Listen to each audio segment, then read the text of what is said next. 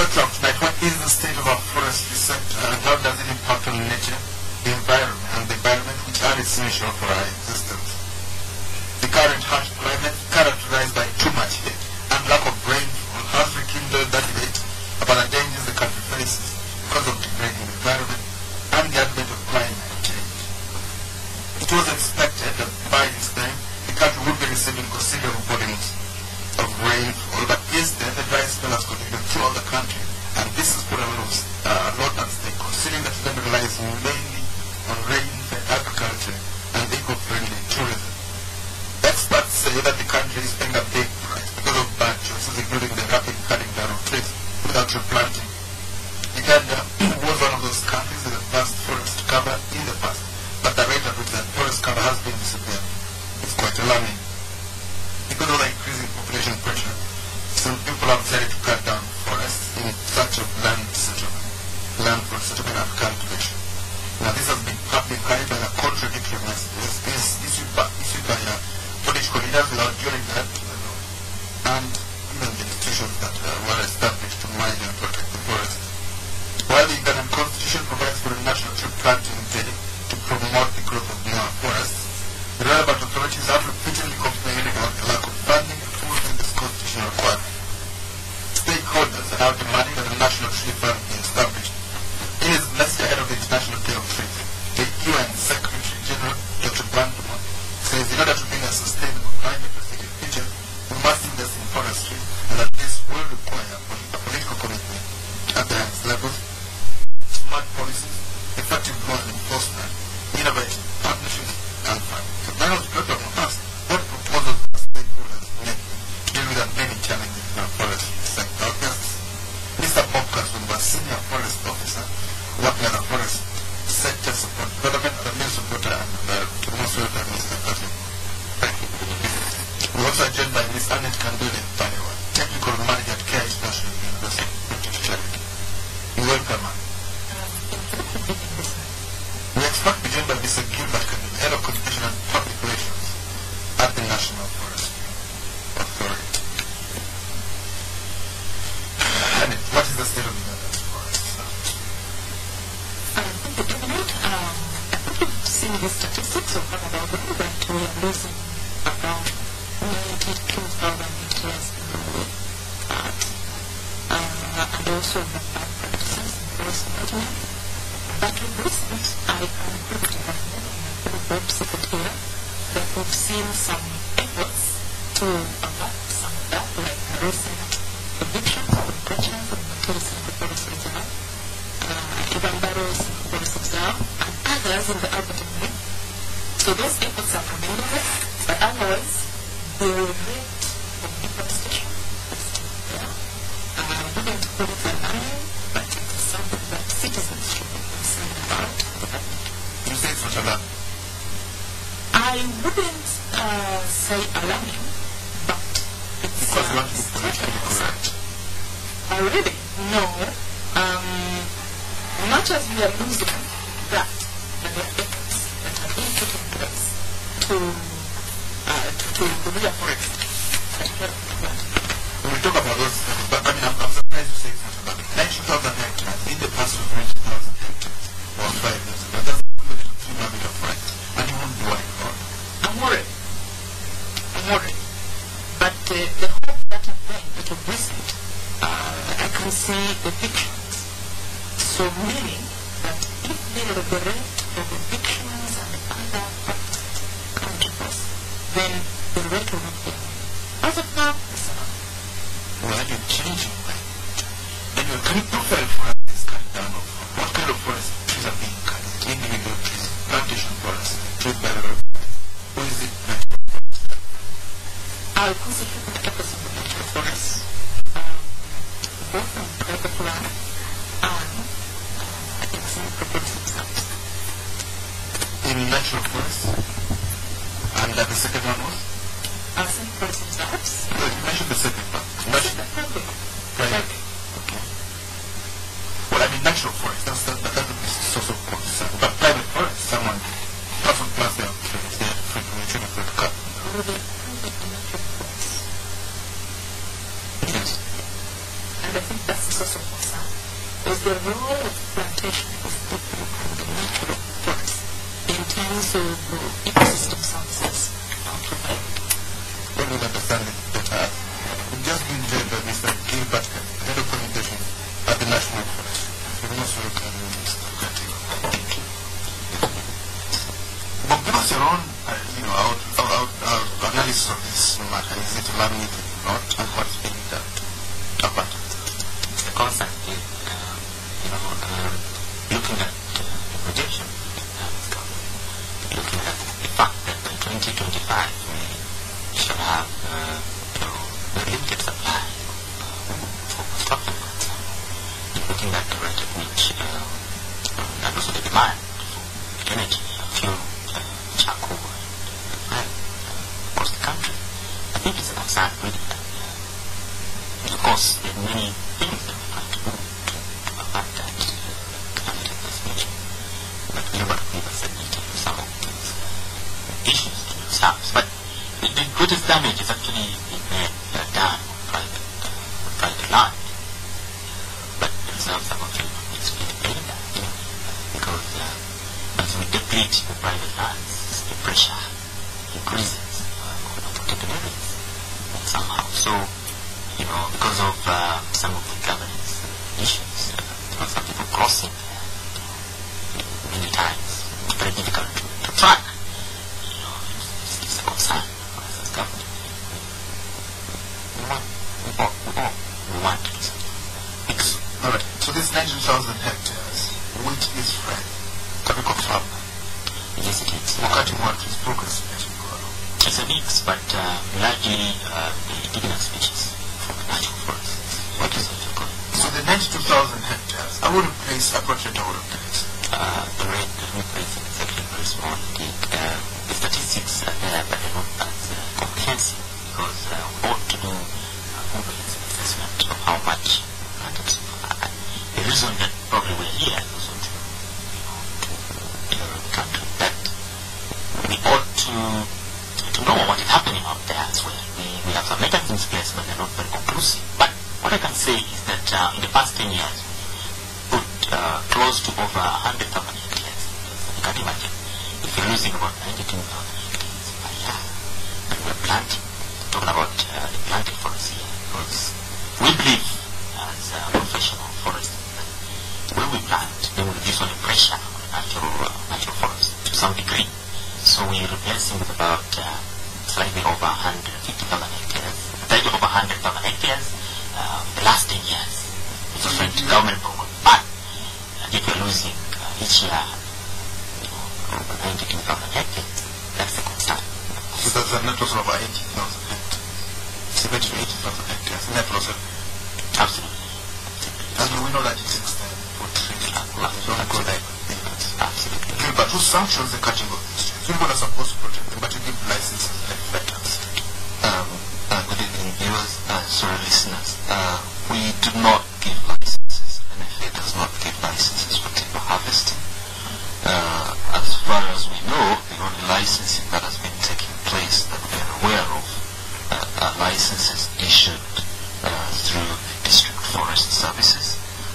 Districts still see timber and other forest products as sources of revenue for their local authorities, and so they, within their mandate as guardians of the local forest reserves, and also in tandem with private people who have forests on their private land, they issue out licenses, timber harvesting licenses. National Forestry Authority does not do that. It's been a while since we last issued any harvesting licenses for timber. What's your money? What are you there for? National Forestry Authority is mandated to manage 506 central forest reserves. The National Forestry and Tree Planting Act of 2003 categorizes forests into three areas with different layers of management. National Forestry Authority, like I said, handles the 506 central forest reserves. We have also local forest reserves, which are under the jurisdiction of the local authorities or districts in this case. Then, like Bob was mentioning earlier, you also have forests on private land. Now, our jurisdiction does not embrace forests and the local authorities, neither does it cover forests on private land. Annet, exactly how do trees help us? Let's get to this. I think some of it, all of us are aware, the trees work in the hydrologic functions, providing ecosystem services, environment areas.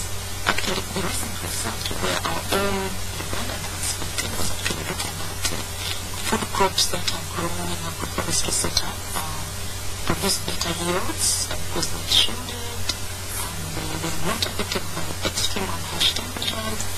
You can also see the image of floods, cyclones to increase on that.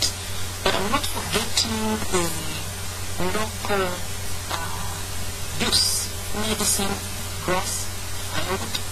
And I want to really emphasize that as we talk about forests, we should look at them again in the context of food security. And here we have just carried out a study to see of the impact of forest land conversion on households. And we really find that people have to go for wrong pesticides. Those districts that are stressed now, they have the fuel, they're importing fuel, they're importing even food. The costs. Importing from neighboring districts. Yes, no, from neighboring districts.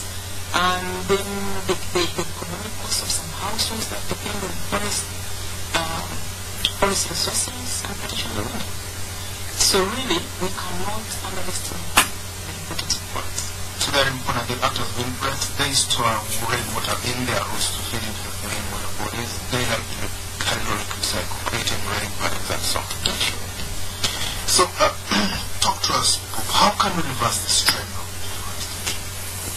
One of the key things is to, first of all, take stock of what we have. Look at the gaps and then do what we usually do. Promote massive tree planting through different, using different approaches. For example, planting trees by institutions, we promote that, particularly promoting agroforestry techniques of private land and land, even the commercial tree planting initiatives that we have. Government, the sort of production grafting is a beautiful approach to ensure that we put back, revert the situation. And, of course, it's important, therefore, for us to have quality source of planting material. So, the many things, the menu is actually wrong. How you do it depends on which particular initiative you want to go for. And what works in a particular region may not work in the other. So, because of the things. The nitty-gritty interpretation of them.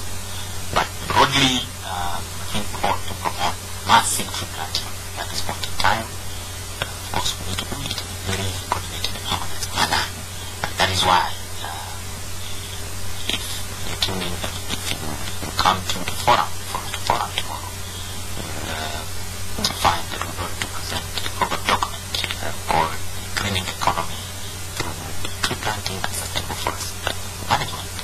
This is the program document we prepared as government, and it's going to ensure a coordinated and harmonized way of doing things. All these initiatives by civil society organizations, by the government, by individuals, institutions, and by women partners, international organizations, we need to be done in a coordinated and harmonized manner. Because whereas you may think that there's a lot of negative things happening, but there are some efforts that are being done. But do we know that? This is very important for us too. So taking stock is very important. We'll talk about the efforts being undertaken, but first of all, let's try to look at the government. What's the government policy? Does government care, or is it leaving them to take share of their role? When you look at the Uganda Forest Policy of 2001, the 11 policy statements, they all are enabling to enhance forest estate. All of them. They talk about issues of gender, they talk about issues of commercial tree planting, issues of natural forest management, all those things are needed in the government policy. But next to that, we have the National Forest Plan 2002, which we revised recently, 2011-2012 to 2021-2022, which details how programs that we want to promote in the next 10 years from 2012. And so Beyond that, we have, some guidelines that we prepared. We have the forest regulation that are soon coming out, which, of course, enable us to implement our policy in really detail. So, the policy is actually the body. You must appreciate that Uganda is one of the best countries in the region, if not in Africa.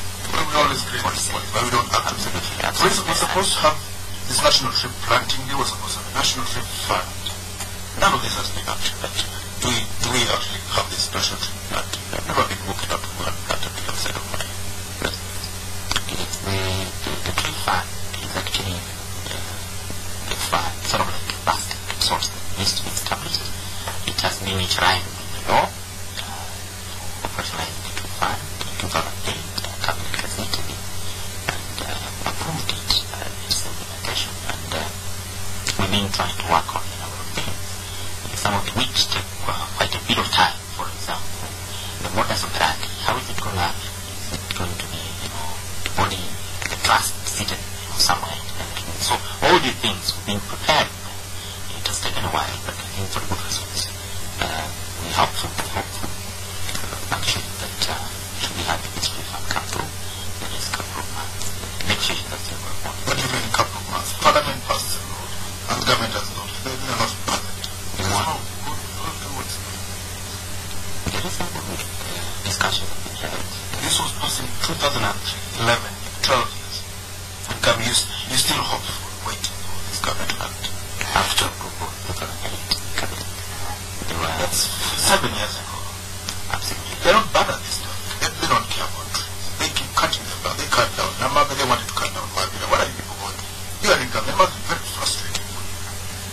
I can't feel frustrated because we look at the future very positive for the forestry sector. There are many players coming in. Just like we have mentioned here, discussing the initiatives that we have.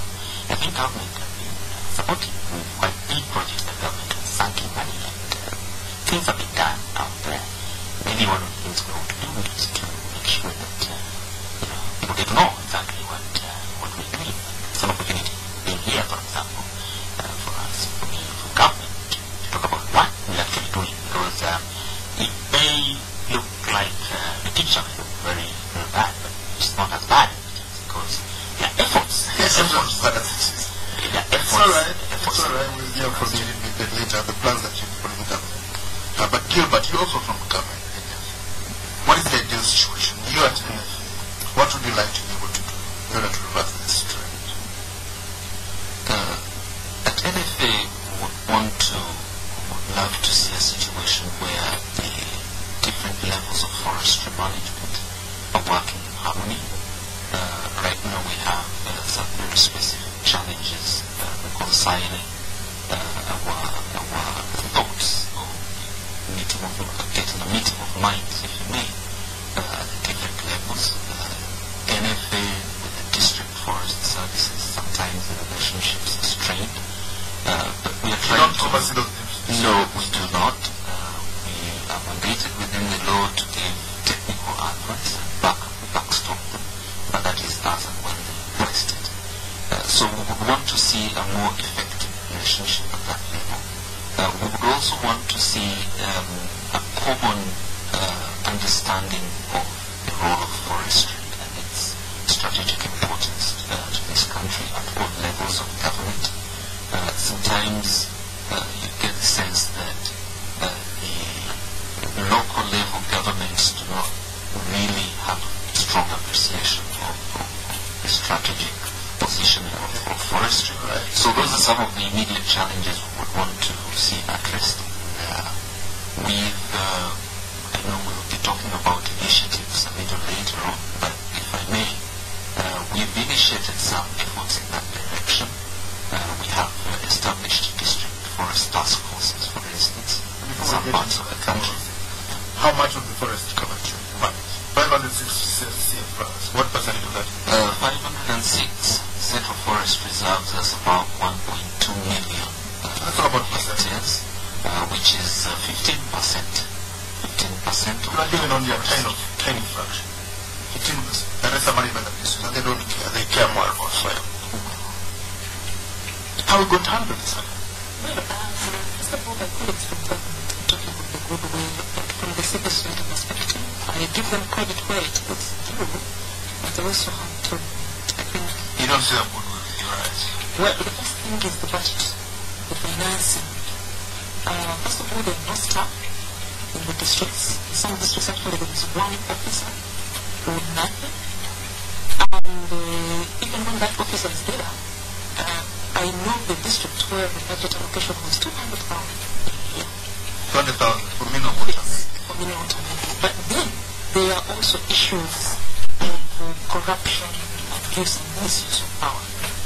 And as civil society, we would be very critical, because you're aware that civil society we have a watchdog role, and we are really been working in partnership with our organizations and NFA and FSSD to give them feedback on the abuse of the resources. I think if you are along this road from Balewa to Kampala, NFA is not issuing licenses, but it's so much trouble. And when you find out clear documentation, transportation, that kind of thing. So we've been working actually with them to see how we can increase transparency and accountability and reduce on abuse of resources. That's one of the things. But we need to see government invest in it. There is no way... You want that tree fund operation? That's precisely. That's why you have the road fund. Exactly. Without that, we're not moving. How much do you need in that road fund to work? The tree fund. The tree fund. There is a budget. I can't... There are proposals on how much you send in that 0.0005%. Yes. Whatever. But how much ideally would be required to cover this? Say the rallies people cover. It has to be included also. Also in the sector. How many districts are you talking about, and how many you already see that we are losing about 8 hectares annually. Then we need to look at the cost of the store to get to down. And however, those figures are estimates. Precise. Alright, let's take a break now, but I'm going to encourage you to explain those districts on the break. What I hope was that. I mean, what is an customer that's which will give it that one for the operation. This is better. We'll take a break now, but we'll be coming back very shortly. Thank you, everyone. This business awareness is for everyone who has supported me. My contacts around the world, my clients, my job, my family, and my sister Anne, who made Skype and the paper book really easy for me. Thank you, my sister, for that Vodafone connection you got me. Once again, thank you. To you makers like to call it out, Jesse, I think Vodafone is not a 4G network, because when you have Vodafone's reliable network, cheap customer care, and stress-free solutions, you have the power to go further. Get your Vodafone connection today at the Vodafone shop near you. Vodafone, power to you.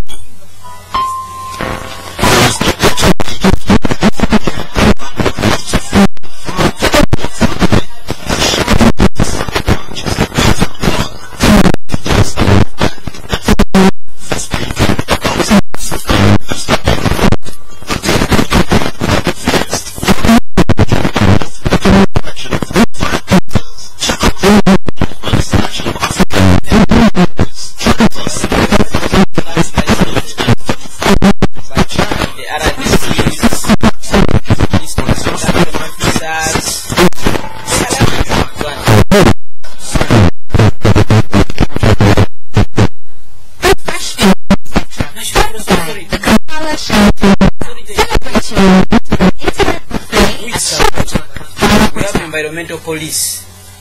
Who is supposed to? We have NEMA.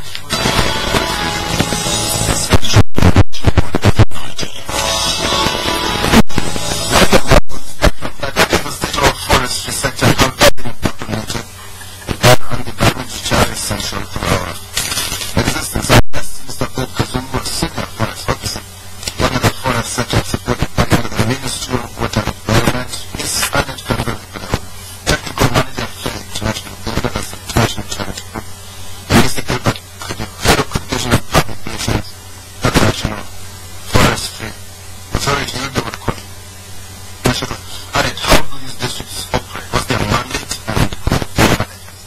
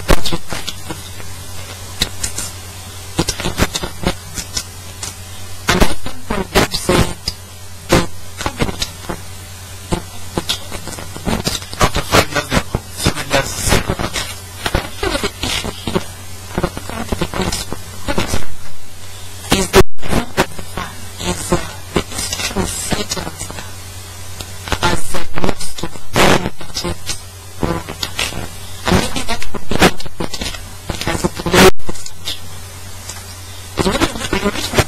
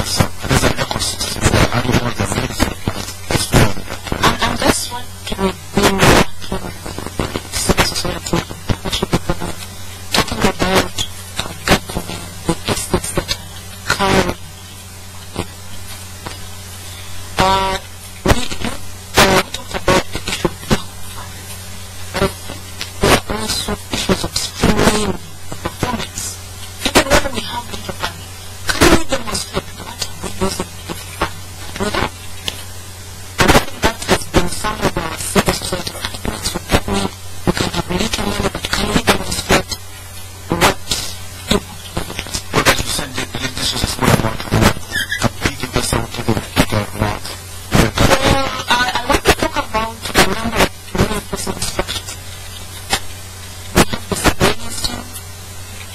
We have the law enforcement team at Edmond. We have the range manager. We have EPL. Wow, you have 4 law enforcement instructions. What is the problem that we see at the station?